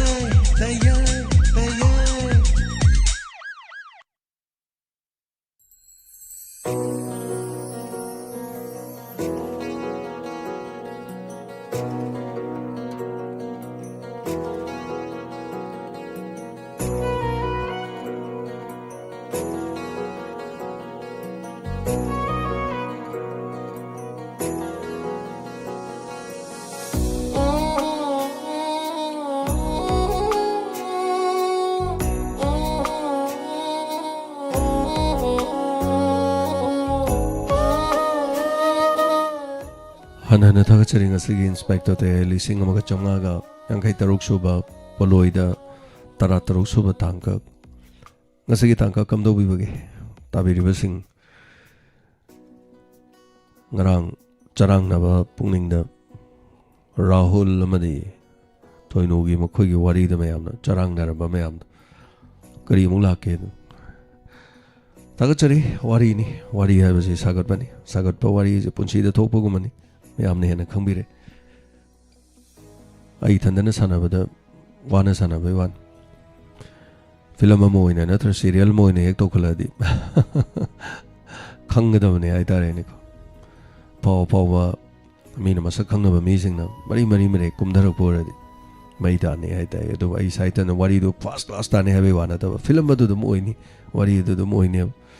anyway thank you so much sagachari nana sei wari tangka yaubiri basing Tormasdi yaubiri basing Bemaning Tokong Nagachari Yobiba Nirmala Naurim. Thank you so much. Sanjarbam Tombishana Suranjoy Takhel Sosila Okram Manishana RK Sakang the Migi Miwa Loruba Sargenta Tagachari Ngasig Inspector Te Wari Haningalit and Fazaki Natapili Wahingbam Sobita Gita Chandam Tagachari anana yobirba Yom King Toinubu Saji Amom Uhinbagi Hayang the hero Rahulna Naiva Tare ne Gamina Matasavos Tomarum Kang de the Crane Moxie and Gibo Eramna Ozikandi Mosiam Chena Vanina no high with the man Poto Ugim Nina Pakalini Hater Aigamukarini sing Tomina Bacha Tomina Photo Capa Yogizala and Heaven Senzam Ibemcha, Tagachari, Chana Sana Loki Bakongre, sir. Thank you so much. Sarat Kumar Sharma Tagachari. Shandia Waikong, Sig Inspector Te Wari Fazai. Wakal say, Sang Naloisin Kri, Haying Makangajari. Thank you so much, Mayam, no Magi Haitai, a season in the Fuga Marimanga. Mayam Gidamak, Kudol Tam Nabonazaba, yam changi yade telephonic kano yarok pase sigum se to kui ab sanaba kan yam matam je to hogi ngam de do thaga chari thank you so much ngasi na pungkai ma mu chon de ngarang na mo pungkai mu ngang khali hay na khrang mu ngan ba ma boy jage aduga otom lang le mi thaga chari si wari yaw na fazai mi hun ga chi ching hang ne ante ki di wari si loi mo myam chak na ba do romantic nungai ba keno si yaw do tension ngak tangai ba do nga sai caller man zo hai bi re tanja si da natrasu romantic oi ba pi ro ai romantic se hap ya da toi ne taga chari pune ma su ro dore nang tawiri se ne kari no toi no bo na ta pe taga chari sini ni yom king thank you so much taga chari laishram rada taga chari on thong na chakre da sai ta toi no na maro la ma pang ne adani sini ba ladies ason ma mafam thirak pane hai tare son ma mafam thirak pada saji amom ta ke bane horizon memi de be thaga chari wari se ta bada min ga ji ting ding ding chong i toi no ne mau amabu kamai na mau na ham gari de ka khalo ga ne ta pu ya phun te be mi ya da kaya hai na mana numit kya ni chang go no uru le mayam na di wari do dai do unga le na hari ba unga le te di kamai na no nupi ma be de khang na ri de ma asi khang na re da sloi te ma du do ta hai ya phun te mi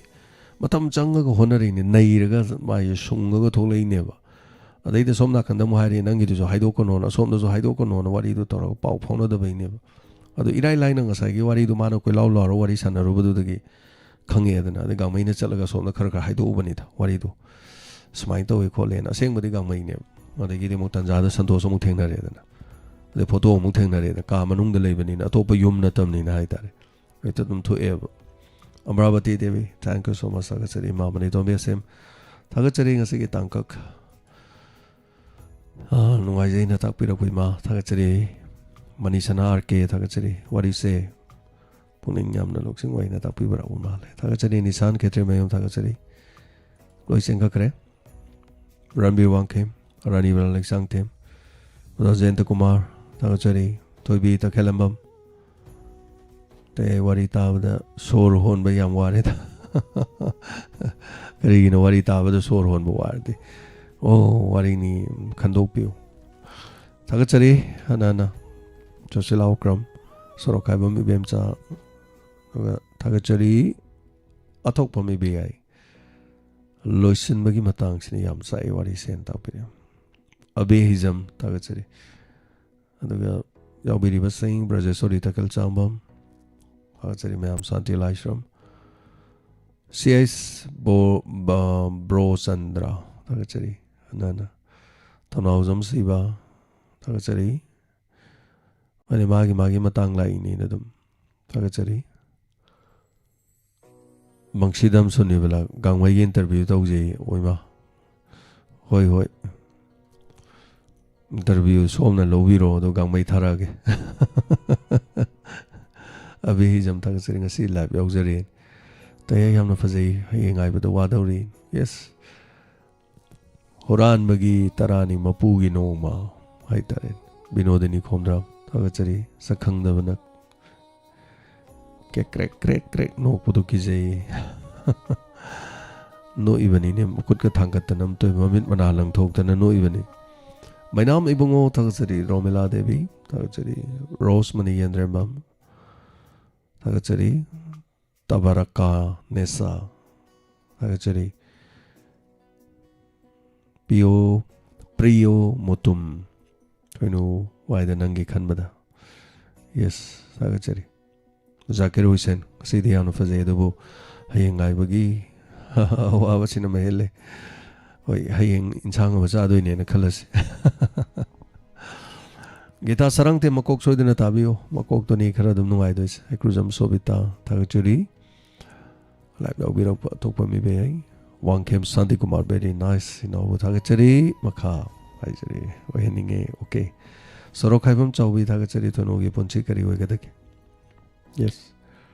local sing thagachuri mi ne mi bu sana bajani thagachuri Dayananda yum khaibam thagachuri Dayananda karang angkat piyo yam chome ngan bado ngan ba ya ba jane do wari I bada de ana de te ade sidi dum ꯐꯔꯛ ꯌꯥꯝ ꯇꯥꯏ ꯍꯥꯏꯇꯥꯔꯦ ꯑꯁꯤꯁꯦ ꯄꯨꯡ 9 ꯑꯗꯨꯋꯥꯏꯗꯒꯤ 8:30 ꯑꯗꯨꯋꯥꯏꯗꯒꯤ ꯍꯧꯒꯗꯧꯅꯦꯕ ꯑꯗꯣ 9:30 ꯑꯗꯨꯋꯥꯏꯗꯒꯤ ꯍꯧꯈ꯭ꯔꯦ ꯍꯥꯏꯇꯥꯔꯦ ꯊꯕꯛꯁꯤ ꯌꯥꯗꯦ ꯋꯥꯔꯤ ꯏꯒꯦ ꯍꯥꯏꯇꯥꯔꯗꯤ ꯋꯥꯔꯤ ꯏꯒꯗꯧꯔꯤꯕ ꯑꯩꯁꯦ ꯌꯥꯝꯅ ꯋꯥꯈꯜ ꯌꯥꯝꯅ ꯅꯨꯡꯉꯥꯏꯕ ꯑꯃꯈꯛ ꯆꯪꯉꯦ ꯍꯥꯏꯇꯥꯔꯦ ꯑꯩꯉꯣꯟꯗ ꯑꯌꯦꯠ ꯑꯄꯟ ꯂꯩꯇꯕ ꯑꯩꯒꯤ ꯀꯣꯛ ꯁꯥꯗꯕ ꯍꯥꯏꯇꯥꯔꯦꯀꯣ ꯁꯤꯃ ꯆꯪꯉꯦꯕ ꯑꯗꯨꯝ ꯑꯩꯅ ꯀꯣꯛ ꯁꯥꯒꯠꯂꯕ ꯋꯥꯔꯤ ꯏꯕꯗ ꯑꯗꯨꯝ ꯃꯇꯝ ꯆꯪꯕ ꯑꯗꯨꯝ ꯍꯦꯜꯂꯗꯕꯅꯤ ꯀꯩꯅꯣ ꯍꯥꯏꯀꯥꯟꯗ ꯑꯗꯨꯝ ꯀꯣꯛꯇꯣ ꯋꯥꯔꯤꯗꯨꯗ ꯆꯪꯁꯤꯟꯕ ꯉꯝꯗꯦꯕ ꯑꯗꯣ ꯍꯥꯟꯅ ꯏꯊꯣꯛꯑꯒ ꯂꯥꯏꯔꯤꯛ ꯑꯣꯏꯅ ꯅꯣꯕꯦꯜ ꯑꯣꯏꯅ ꯐꯣꯡꯉꯒ ꯂꯩꯔꯒ ꯉꯁꯤꯒꯤ ꯃꯇꯥꯡꯁꯤꯃꯗ ꯑꯩ ꯁꯥꯟꯅꯖꯔꯒꯦ ꯁ꯭ꯋꯥꯏꯁꯤꯗꯒꯤ ꯑꯩ ꯁꯥꯟꯅꯔꯒꯦꯅ ꯍꯥꯏꯕ ꯅꯠꯇꯦꯕ ꯑꯗꯨꯅ ꯑꯗꯨꯝ ꯋꯥꯏ ꯍꯥꯏꯇꯥꯔꯦ ꯑꯗꯨꯅꯤ ꯇꯧꯔꯤꯁꯦ ꯑꯗꯨꯃꯥꯏꯅ ꯇꯧꯕꯅꯦꯕ ꯑꯦꯅꯤꯋꯦ ꯊꯦꯡꯛ ꯌꯨ ꯁꯣ ꯃꯆ ꯃꯌꯥꯝꯅꯁꯨ ꯋꯥꯕ ꯑꯗꯨꯃꯥꯏꯅ ꯑꯩꯁꯨ ꯑꯗꯨꯝ ꯋꯥꯖꯔꯤꯕꯅꯤ ꯉꯁꯤ ꯄꯨꯡꯈꯥꯏ ꯑꯃ ꯊꯦꯡꯉꯦ ꯑꯗꯨꯝ ꯈꯔ ꯑꯗꯨꯝ ꯉꯟꯈꯠꯆꯅꯕ ꯍꯣꯠꯅꯖꯒꯦ ꯑꯗꯨꯅ ꯇꯦꯟꯁꯟ ꯂꯩꯔꯛꯑꯕ ꯇꯦꯟꯁꯟ ꯂꯥꯛꯇ꯭ꯔꯗꯤ ꯑꯗꯨꯝ ꯏꯔꯥꯏ ꯂꯥꯏꯌꯦꯕ ꯑꯗꯨ ꯃꯤꯑꯣꯏꯕꯅꯤꯗꯅ ꯑꯩꯁꯨ ꯆꯞ ꯃꯥꯟꯅꯩ ꯑꯗꯣꯝꯅ ꯐꯥꯎꯕ ꯑꯋꯥꯕ ꯅꯨꯡꯉꯥꯏꯕ ꯄꯨꯝꯅꯃꯛ ꯑꯩꯒꯤꯁꯨ ꯂꯣꯏ ꯂꯩꯌꯦꯕ ꯑꯗꯣ ꯇꯦꯟꯁꯟꯁꯦ ꯑꯗꯨꯝ ꯂꯥꯛꯑꯦ ꯑꯗꯨꯝ ꯑꯗꯨ ꯇꯧꯕꯗꯤ ꯃꯌꯥꯝꯒ ꯈꯦꯠꯅꯕ ꯍꯥꯏꯇꯥꯔꯦꯀꯣ ꯑꯩꯈꯣꯏꯗꯅ ꯂꯥꯛꯏꯁꯤꯅ ꯑꯋꯥ ꯑꯅꯥꯒꯤꯁꯨ ꯃꯇꯦꯡ ꯄꯥꯡꯕꯤꯌꯨ ꯑꯗꯨꯒꯤꯁꯨ ꯇꯧꯕꯤꯌꯨ ꯍꯥꯏ ꯄꯥꯡꯕ ꯉꯝꯗꯦ ꯂꯣꯏꯅ ꯍꯥꯏꯔꯛꯄ ꯈꯨꯗꯤꯡ ꯄꯥꯡ ꯉꯝꯗꯦ ꯑꯩꯕꯨ ꯀꯔꯤ ꯑꯣꯏꯔꯤꯒꯦ MLA ꯃꯤꯅꯤꯁꯇꯔꯁꯨ ꯅꯠꯇꯦ ꯀꯔꯤꯝꯐꯧꯁꯨ ꯅꯠꯇꯦ ꯀꯗꯥꯏꯗꯒꯤ ꯃꯅꯤꯄꯨꯔꯒꯤ ꯈ꯭ꯋꯥꯏꯗꯒꯤ ꯃꯀꯣꯛ ꯊꯣꯡꯕꯅꯦꯅ ꯒꯕꯔꯅꯔꯅ ꯇꯧ ꯉꯝꯗꯕ ꯊꯕꯛꯇꯣ ꯑꯩꯅ ꯀꯃꯥꯏꯅ ꯇꯧꯗꯣꯏꯅꯣ ꯌꯥꯝ ꯂꯨꯏꯗꯅꯀꯣ ꯑꯗꯨꯅꯤꯅ ꯈ꯭ꯋꯥꯏꯗꯒꯤ ꯁꯦꯟ ꯄꯥꯏꯕ ꯁꯤ ꯀꯅꯥꯅೋ ꯍꯥꯏꯔꯗꯤ ꯈꯪꯗ꯭ꯔꯦ ꯑꯅꯤꯜ ꯑꯝꯕꯥꯅꯤꯅ ꯍꯥꯏꯔꯣꯅꯦ ꯃꯣꯏꯅ ꯅꯨꯡꯇꯤꯒꯤ ꯃꯤ ꯀꯦꯟꯁꯔ ꯅꯥꯕ ꯃꯤ ꯑꯃ ꯐ꯭ꯔꯤꯗ ꯃꯣꯏ ꯂꯥꯏꯌꯦꯡ ꯉꯝꯕ꯭ꯔꯅꯤ ꯉꯝꯗꯦꯕ ꯀꯩꯁꯨ ꯅꯠꯇ꯭ꯔꯥ ꯑꯩꯈꯣꯏꯅ ꯃꯤ ꯃꯇꯦꯡ ꯄꯥꯡꯉꯦ ꯍꯥꯏꯁꯦ ꯃꯌꯥꯝ ꯆꯪꯕ ꯈꯥꯏꯕ ꯋꯥꯅꯤ ꯑꯩꯅ ꯈꯥꯏꯕ ꯅꯠꯇꯦ ꯑꯩꯈꯣꯏ ꯄꯨꯛꯆꯦꯟ ꯃꯥꯟꯅꯕ ꯃꯌꯥꯝ ꯆꯪꯉꯒ ꯈꯥꯏꯔꯤꯅꯤ ꯂꯨꯄꯥ ꯆꯥꯝ ꯈꯥꯏꯔꯤꯅꯤ ꯑꯉꯝꯕꯅ 200, 300, 500 ꯑꯗꯨꯅ ꯃꯌꯥꯝꯅꯗꯤ ꯑꯗꯨꯝ ꯃꯈꯣꯏꯅ ꯄꯤꯕꯣꯏ ꯈꯜꯂꯦ ꯑꯗꯒꯤ ꯑꯗꯨꯝ ꯃꯁꯤꯒꯤ ꯋꯥꯀꯠ ꯃꯌꯥꯝ ꯀꯣ ꯌꯥꯝꯈ꯭ꯔꯖꯥꯠꯅꯤ ꯑꯗ ꯑꯩꯅ ꯂꯥꯁꯇ ꯍꯥꯏ ꯈꯔ ꯃꯇꯦꯡ ꯄꯥꯡꯕꯁꯤ ꯈꯔ ꯌꯥꯎꯅꯁꯤꯈꯔ ꯊꯣꯛꯂꯛꯅꯕ ꯈꯪꯗꯦꯗ ꯁꯤꯗꯒꯤ ꯍꯧꯔꯒ ꯍꯥꯏꯇꯥꯔꯦ ꯁꯤ ꯈꯛꯇ ꯅꯠꯇꯦ ꯑꯇꯣꯞꯄ ꯃꯌꯥꯝ ꯊꯥꯒꯠꯆꯔꯤ ꯃꯦꯗꯥꯝ ꯕꯤꯅꯣꯗꯤꯅꯤ ꯄꯣꯂꯣꯏꯗ 13 ꯁꯨꯕ ꯇꯥꯡꯀꯛ ꯁꯥꯔ ꯖꯌꯟꯇ ꯊꯥꯒꯠꯆꯔꯤ ꯌꯨꯝ ꯀꯤꯡ ꯃꯌꯥꯝ ꯑꯃ꯭ꯔꯥꯕꯇꯤ ꯗꯥꯏꯔꯦꯛ ꯃꯤꯡ ꯄꯟꯖꯔꯦ ꯑꯩꯉꯣꯟꯗ ꯍꯟꯕꯁꯨ ꯑꯩꯅ ꯍꯟꯕꯁꯨ ꯑꯉꯧꯕꯤ ꯗꯦꯕꯤ ꯏꯃꯥ ꯊꯥꯒꯠꯆꯔꯤ ꯍꯟꯅ ꯌꯥꯎꯕꯤꯔꯤꯕꯁꯤꯡ ꯁꯟꯖꯦꯝꯕꯝ ꯏꯕꯦꯝꯆꯥ ꯊꯥꯒꯠꯆꯔꯤ ꯁꯤ ꯃ꯭ꯌꯨꯖꯤꯛꯁꯦ ꯌꯥꯝ ꯅꯨꯡꯁꯤꯕꯅꯦ ꯌꯨꯝꯗꯒꯤ ꯀꯩꯅꯥ ꯄꯨꯊꯣꯔꯒ ꯊꯣꯛꯂꯛꯄꯗ ꯀꯩꯅꯥꯅ ꯀꯞꯄꯒ ꯏꯁꯩ ꯁꯛꯄꯗꯣ ꯃꯄꯤ ꯇꯥꯔ ꯃꯆꯤꯟꯗꯒꯤ ꯃꯔꯣꯟ ꯊꯣꯛꯇꯅ ꯑꯗꯨꯒꯤ ꯃꯇꯥꯡꯅꯤ ꯍꯥꯏꯇꯥꯔꯦ ꯊꯥꯒꯠꯆꯔꯤ ꯐꯦꯁꯕꯨꯛ ꯂꯥꯏꯚꯇ ꯂꯩꯕꯤꯔꯤꯕꯁꯤꯡ ꯊꯦꯡꯛ ꯌꯨ ꯁꯣ ꯃꯆ ꯐꯦꯁꯕꯨꯛꯁꯦ ꯉꯁꯤ ꯅꯨꯃꯤꯗꯥꯡꯗꯤ ꯆꯞꯄꯝꯗꯕ꯭ꯔꯥ ꯀꯩꯅꯣꯝ ꯇꯧꯔꯝꯃꯤ ꯑꯩꯅ ꯐꯦꯁꯕꯨꯛꯇ ꯀꯝꯄ꯭ꯂꯦꯟꯗꯤ ꯇꯧꯈꯤꯕꯅꯦ खर सेम्बियो चप रुक रुक तौ लेरे नैना हाइगिबनि ngasi फा लेरमनि हयेंदि खंगदेदनि अनिता राजकुमारी सागचरी प्रमोलाई श्रमी BEML नाउरेम सागचरी असेम Niru सागचरी योबिरि BEML नाउरेम पुनमक thank you so much इसे मतंग खोंजरके अदुगा मयाम लोशन मिनरसी सिगी थोरम दे योबिरिबसिंग मेसेज कमेंट संजन बिरकु मयाम सु थागचरी करी सै खोंदनो दे खंगदरे सैदी नुंगतिगे दुम खोंजलकपनिना अदो ममतंग खोंजबने अतोपे सैदी खोंदरे करिगिनो हाइतारदि कॉपीराइट लाखपदनो मरम ओइरगा हाइतारे कॉपीराइट लाओइदो इसे मदम खोंजगे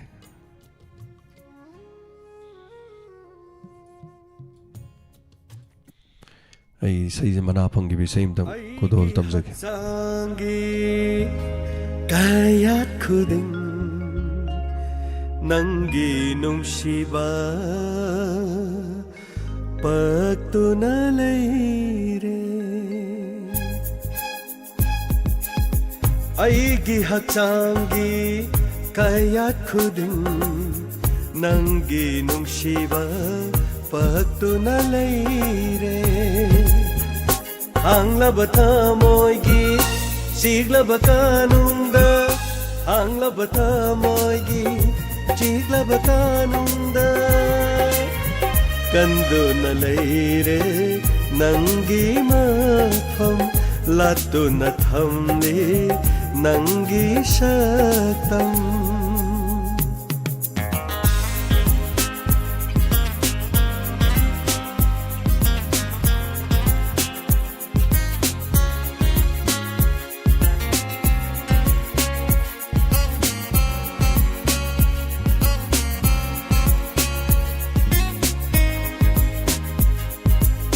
ꯀꯣꯔꯧꯒꯤ ꯃꯉꯥꯜꯅ ꯁꯣꯛꯄꯤꯕꯤ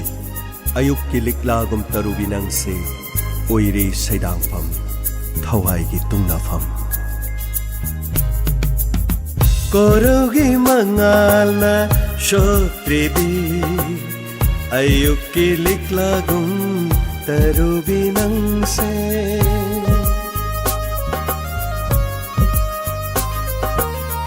ꯀꯣꯔꯧꯒꯤ ꯃꯉꯥꯜꯅ ꯁꯣꯛꯄꯤꯕꯤ ꯑꯌꯨꯛꯀꯤ ꯂꯤꯛꯂꯥꯒꯨꯝ ꯇꯔꯨꯕꯤ ꯅꯪꯁꯦ ꯑꯣꯏꯔꯦ ꯁꯩꯗꯥꯡꯐꯝ ꯊꯋꯥꯏꯒꯤ ꯇꯨꯡꯅꯐꯝ ꯑꯣꯏꯔꯦ ꯁꯩꯗꯥꯡꯐꯝ ꯊꯋꯥꯏꯒꯤ ꯇꯨꯡꯅꯐꯝ ꯃꯤꯀꯨꯞ ꯈꯨꯗꯤꯡꯒꯤ ꯎꯗꯨꯅꯇ ꯂꯩꯔꯦ ꯃꯤꯀꯨꯞ ꯈꯨꯗꯤꯡꯒꯤ ꯎꯗꯨꯅꯇ ꯂꯩꯔꯦ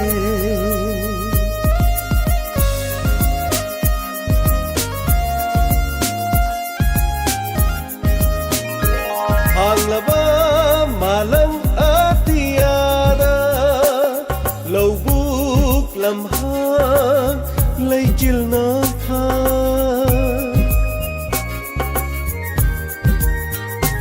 ꯍꯥꯡꯂꯕ ꯃꯥꯂꯪ ꯑꯇꯤꯌꯥꯗ ꯂꯧꯕꯨꯛ ꯂꯝꯍꯥꯡ ꯂꯩꯆꯤꯜ ꯅꯣꯡꯐꯥꯏ ꯄꯨꯝꯅꯃꯛ ꯀꯣꯟꯈꯔꯦ ꯅꯪꯒꯤ ꯁꯛꯇꯝꯅ ꯄꯨꯝꯅꯃꯛ ꯀꯣꯟꯈꯔꯦ ꯅꯪꯒꯤ ꯁꯛꯇꯝꯅ ꯌꯦꯡꯂꯨ ꯈꯨꯗꯤꯡꯒꯤ ꯅꯪꯇꯕꯨ ꯎꯔꯦ ꯂꯥꯠꯇꯨꯅ ꯊꯝꯂꯤ ꯅꯪꯒꯤ ꯁꯛꯇꯝ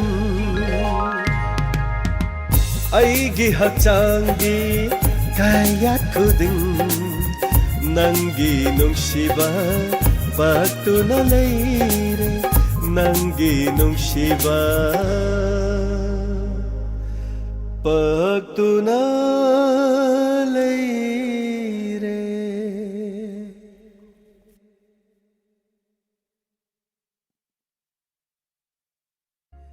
ꯅꯪꯒꯤ ꯅꯨꯡꯁꯤꯕ ꯑꯩ ꯀꯣꯃꯦꯟ ꯑꯃ ꯎꯔꯨꯕꯗ